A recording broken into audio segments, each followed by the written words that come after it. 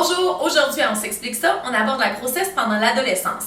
Donc on a déjà fait 2 capsules, une qui traite en fait du désir d'enfant, donc décider d'en avoir ou non, également une qui traite de l'avortement. Mais il arrive quoi en fait lorsqu'on désire avoir un enfant ou qu'on a une grossesse surprise puis finalement on décide de garder? Il faut se rappeler quand même que chaque grossesse, chaque enfant, chaque passage à la parentalité va être différent. Donc, il n'y a pas un modèle à suivre, mais il y a quand même une certaine structure qui revient généralement à chaque grossesse. Donc, c'est ça qu'on va essayer de vous présenter aujourd'hui. Avant toute chose, si jamais on a un doute, donc on a une relation sexuelle non protégée ou que nos règles sont en retard par exemple, c'est important d'aller passer un test de grossesse qu'on peut se procurer en pharmacie, tout simplement. Et si le test est positif, à ce moment-là, on recommande d'aller en parler à nos proches, surtout à nos parents, d'avoir du soutien et d'aller chercher un suivi médical.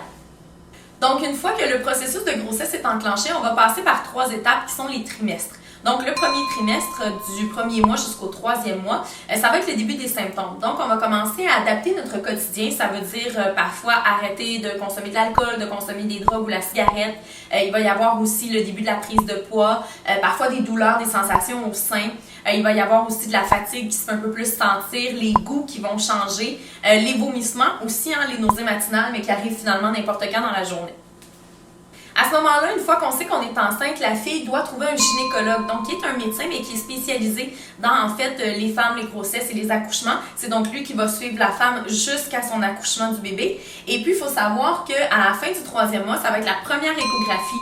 Donc, l'échographie étant un peu une photo qu'on va aller prendre du bébé dans le ventre. C'est super excitant, mais stressant en même temps, donc c'est important d'avoir un bon médecin qui nous suit pour passer ces étapes-là. Ensuite, on embarque dans le 2e trimestre, donc du 4e au 6e mois de grossesse. Évidemment, il y a une prise de poids assez marquée qui va s'opérer dans le corps de la femme. On a aussi des pertes vaginales plus abondantes et plus intenses. Et il y a les parois du vagin aussi qui vont être plus sensibles. Et on assiste aussi à la 2e échographie. Donc, c'est là qu'on va s'assurer que le cœur du bébé bat. Souvent, on va connaître le sexe de l'enfant à venir. Et on va s'assurer que, justement, le bébé est en santé. On est rendu au 3e trimestre, donc c'est la fin en fait jusqu'à l'accouchement, alors du 7e au 9e mois. On va faire une dernière échographie pour voir en fait si le bébé va se retourner parce qu'il va devoir opérer le mouvement dans le ventre de maman pour pouvoir en fait venir au monde après. Donc, ça va créer beaucoup de mouvements à l'intérieur du ventre. C'est aussi là où il va commencer généralement à bouger. On va sentir les petits coups de pied et compagnie. Donc, le ventre prend de plus en plus d'ampleur, beaucoup de poids qui est pris. Et donc, ça s'associe à souvent de l'essoufflement, de la fatigue. C'est plus difficile de faire les activités quotidiennes. Donc, c'est vraiment un grand changement pour la femme à partir de ce moment-là où elle doit vraiment adapter son quotidien au bébé à venir. De plus, au 3e trimestre, c'est là normalement où on prépare la venue de bébé. Donc, c'est là qu'on va prendre les cours prénataux, qu'on va s'assurer d'avoir quelqu'un qui nous suit, de préparer la venue à l'hôpital aussi pour justement préparer l'accouchement. Donc, on n'a pas parlé des règles, en fait, pendant la grossesse parce que dans la grande majorité des cas, les règles vont arrêter dès le début, dès les premières semaines de la grossesse. Par contre, il faut savoir que chez certaines femmes, il va y avoir des segments qui vont être répétés à l'occasion. Donc, c'est important d'en parler à son médecin parce que ça peut aussi être dangereux. Ensuite, on arrive au jour J, donc le jour de l'accouchement.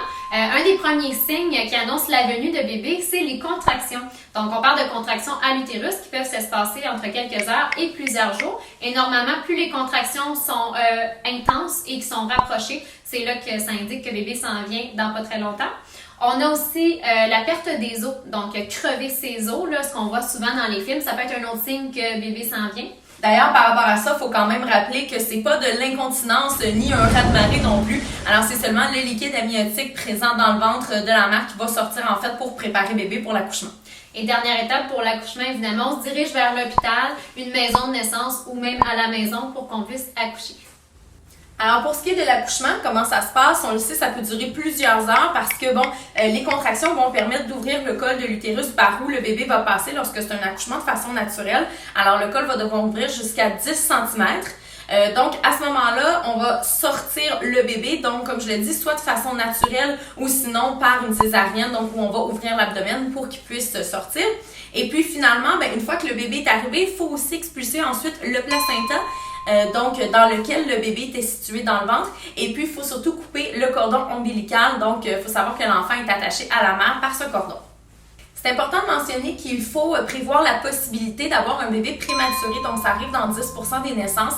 En fait, c'est un bébé qui naît avant d'avoir atteint le 8e mois de grossesse. Donc à ce moment-là, le bébé va être plus petit, plus faible et va demander plus de soins et d'attention dans les premiers mois. Alors évidemment, lorsque le bébé est né, félicitations, ce n'est pas rien, on a quand même créé un humain. Donc il y a plusieurs choses qu'il faut savoir, surtout dans les premiers mois de vie de l'enfant. Effectivement, en fait, dans les débuts, le bébé va dormir généralement pendant 18 heures dans sa journée, mais évidemment pas en continu. Donc, il faut prévoir quand même plusieurs siestes pour arriver à régulariser le cycle de sommeil de bébé. Ensuite, il va pleurer généralement constamment. C'est sa seule façon de communiquer, donc pour dire ses besoins, ses sentiments et compagnie. Alors, faut pas l'ignorer même en plein milieu de la nuit. Et puis aussi, en fait, il va vraiment avoir besoin de ses parents, donc il va dépendre complètement des parents. Alors, faut être prêt à mettre de côté son couple et prioriser son rôle de parent. Et ça va être quand même pour au moins toute la première année. Ensuite, évidemment, le bébé va manger et c'est généralement aux 2 heures. Donc, ça peut être soit du lait maternel ou du lait en poudre qu'on achète. Et il doit être changé de couche assez régulièrement aussi. Ensuite, après 3 mois, normalement, le bébé va avoir une routine qui est beaucoup plus établie et complète. Et après 1 an, ou même un peu avant, le bébé va commencer à marcher et même à s'exprimer, donc à parler. Et donc, il a besoin de ses parents pour être confiant et même se sentir en sécurité. D'ailleurs, on parle beaucoup de bébé, mais pour maman aussi, ça occasionne beaucoup de changements. Donc, en fait, il va y avoir des changements d'abord au niveau de l'apparence. Alors, ça peut être des trucs comme des marques sur le corps, des vergetures, des varices. Donc, ça va changer vraiment l'apparence. Il va y avoir aussi les courbes du corps qui vont se dessiner autrement. Donc, on peut prendre de nouvelles formes. D'ailleurs, il y a le poids aussi qui va changer. On peut en perdre, on peut en prendre à différents endroits. Et puis, finalement, les organes génitaux, évidemment, vont aussi subir une modification. On a quand même donné la vie. Donc, petite parenthèse pour rendre les choses bien claires. En fait, on a donné naissance à un enfant, on a donné la vie. Donc, on a fait quelque chose d'exceptionnel et ça occasionne des changements, donc dans le quotidien, mais aussi dans le corps. Il faut en être fier et s'adapter et s'accepter comme on est. Évidemment, le manque de temps, le manque de sommeil, le stress, la nouvelle adaptation d'être un parent, les changements qu'on vit dans notre corps, ça peut amener à certaines conséquences plus psychologiques. Donc, si vous avez besoin d'aide ou de soutien, évidemment, on peut aller en chercher, notamment pour les femmes qui vont faire une dépression post-partum, donc après l'accouchement. C'est important aussi d'aller chercher des ressources de ce côté-là. On en offre aussi sur notre site web. Sinon, quoi faire lorsque bébé arrive? On a une autre vidéo là-dessus qui parle justement du désir d'enfant.